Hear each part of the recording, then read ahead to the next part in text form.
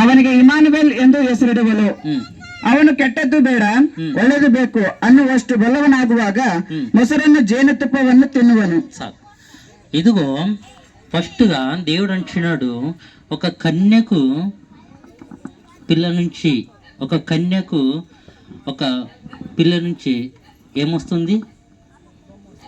ఏమొస్తుంది వింటున్నారా? ఆలకిస్తున్నారా? మీ ఆలోచనలు ఎట్లా పోయినాయా? ఇక్కడే ఉన్నాయా? హల్లెలూಯಾ.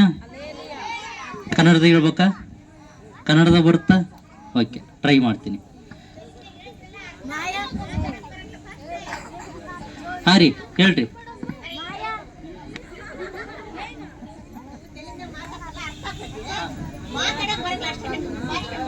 అలా అర్థం అవుతాలా? ఇక్కడ వాక్యం మనకు స్పష్టంగా మాట్లాడుతూ ఉంది. ఏంటి దేవుడి వాక్య అద్భుతವಾಗಿ ಮಾತನಾಡ್ತಾ ಇದ್ದಾನೆ. ఏమని స్పష్టంగా మాట్లాడుతుంది? ಏನಂತ ವಿಶೇಷವಾಗಿ ಮಾತನಾಡ್ತಾನಂತ ಹೇಳಿದ್ರೆ, కన్యకు ಒಬ್ಬ ಕನ್ಯಕೆಯು గర్భంలో నుంచి ಗರ್ಭ ಧರಿಸಿ ఒక పిల్లోడు వస్తాడు. ಒಂದು ಮಗು ಹುಟ್ಟುತ್ತಾ ಇದೆ. ఆ పిల్లోడి పేరు, ఆ మగుವಿನ ಹೆಸರು ఇమానువేల్. ಇಮಾನುವೆಲ್. కన్యక పిల్ల నుంచి ఎలాగొస్తాడు? ಒಬ್ಬ ಕನ್ಯೆಯ గర్భవతిಯಾಗಿ ಹೇಗೆ ಮಗು ಹುಟ್ಟುತ್ತದೆ? ఇది అసాధ్యం కదా? ಇದು ಅಸಾಧ್ಯವಲ್ಲ. కానీ దేవునికి సర్వము సాధ్యమే. దేవుನಿಗೆ ಎಲ್ಲವೂ ಸಾಧ್ಯ. మనకు అసాధ్యమైనది, ನಮಗೆ ಅಸಾಧ್ಯವಾದದ್ದು దేవునికి సమస్తం, ದೇವರಿಗೆ ಸಮಸ್ತವು ಗೊತ್ತು, ಸಾಧ್ಯ. అయితే ಆದರೆ మనం చూస్తున్నాం, ನಾವು ನೋಡ್ತಾ ಇದ್ದೇವೆ, వాక్యం స్పష్టంగా మాట్లాడుతుంది. ವಾಕ್ಯವು ಸ್ಪಷ್ಟವಾಗಿ ಹೇಳ್ತಾ ಇದೆ. ఏమని చెప్తా ఉందో తెలుసు? ಏನಂತ ಹೇಳ್ತಾರೆ ಅಂದ್ರೆ, మన కోసం, ನಮಗೋಸ್ಕರ లోక రక్షకుడు, ಲೋಕರಕ್ಷಕನು ఈ రోజు ಇವತ್ತು మన కోసం రాబోతున్నాడు. ನಮಗೋಸ್ಕರ ಬರ್ಲಿಕ್ಕಿದ್ದಾನೆ. ఎక్కడ? ಎಲ್ಲಿ? బెత్లెహేమ్ అనే పట్టణంలో, ಬೆತ್ತಲೆಹೇಮ್ ಪುರದಲ್ಲಿ.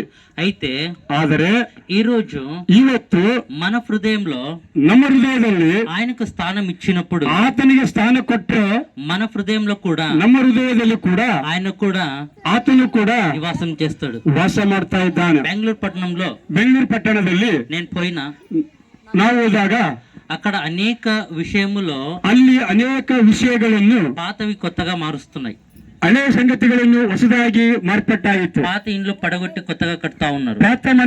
ಹಳೆ ಮನೆಗಳನ್ನು ಕೆಡವಿ ಹೊಸ ಮನೆಗಳನ್ನು ಕಟ್ಟಲ್ಪಟ್ಟರು. పాత బెడ్లని తీసేసి కొత్తగా ಹಳೆ ಬೆಡ್ಗಳನ್ನೆಲ್ಲ ತೆಗೆದುಹಾಕಿ ಹೊಸ ಬೆಡ್ಗಳನ್ನು ಹಾಕಲ್ಪಟ್ಟರು. మనం వేసుకునే బట్టలు కూడా, ನಾವು ಹಾಕೊಂಡಿರುವ ಬಟ್ಟೆಗಳು ಕೂಡ ఇది ఉన్న పాతగా ఉన్న దాన్ని కొత్తగా మారుస్తారు. ಗಲೀಜಾಗಿರುವ ಹೊಲಸಾಗಿರುವ ಬಟ್ಟೆಗಳನ್ನು ಅದನ್ನು ಹೊಸದಾಗಿ ಮಾಡುವ ದೇವರಾಗಿದ್ದಾನೆ. అయితే ಆದರೆ పాత పడిపోయిన దీన స్థితి, చెడిపోయిన హృదయము, ಹೊಲಸಾದ ಹೃದಯ, ಹಳೆಯದು ಅಂದ್ರೆ ಹಳೆ ಕಾಲದಲ್ಲಿ ಅಂದ್ರೆ ನಮ್ಮ ಹೃದಯವೆಲ್ಲ ನಾಶವಾಗಿರ್ತಕ್ಕಂಥದ್ದು. ఆ హృదయ మార్చేది దేవాది దేవుడు వల్ల. ಆ ಹೃದಯವನ್ನು ಮಾರ್ಪಡಿಸುವುದು ಅದು ದೇವರಿಂದ ಮಾತ್ರ ಸಾಧ್ಯ. ఆయనకు తప్ప ఇంకే మనుషుడు ఒక హృదయం బాగు చేయలేడు. ಆತನಿಗೆ ತಪ್ಪ ಬೇರೆ ಯಾರಿಂದಲೂ ಸಾಧ್ಯವಿಲ್ಲ. అందుకే ఇక్కడ రాయబడిన మాట, ಆ ರೀತಿಯಾಗಿ ಬರೆಯಲ್ಪಟ್ಟಿದೆ ದೇವರ ವಾಕ್ಯ. ఇంకొక మాట చూసుకుందాం. ಇನ್ನೊಂದು ಮಾತನ್ನು ನಾವು ನೋಡಿಕೊಳ್ಳೋಣ. ಯೆಶಾಯ 9వ అధ్యాయం 6వ వచనం. 9ನೇ ಅಧ್ಯಾಯ 6ನೇ ವಚನ. ಗಲಾಟೆ ಮಾಡಬಾರ್ದು ಯಾರು. ಒಂದು ಮಗ ನಮಗಾಗಿ ಹುಟ್ಟಿದೆಯಷ್ಟೇ, ಮಗನು ನಿಮಗೆ ದೊರೆತನು, ಆಡಳಿತವು ಅವನ ಬಾಹುವಿನ ಮೇಲಿರುವುದು, ಅದ್ಭುತ ಸ್ವರೂಪನು. ఇక్కడ భారం మాట మనం చూస్తా ఉన్నాం.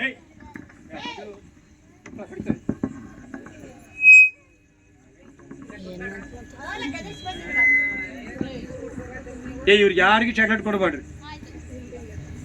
ಕ್ಯಾನ್ಸಲ್ ಮಾಡ್ರಿ. ನಾನೇನು ಚಾಕ್ಲೇಟ್ ಕೊಟ್ಟು ಒಂದೊಂದು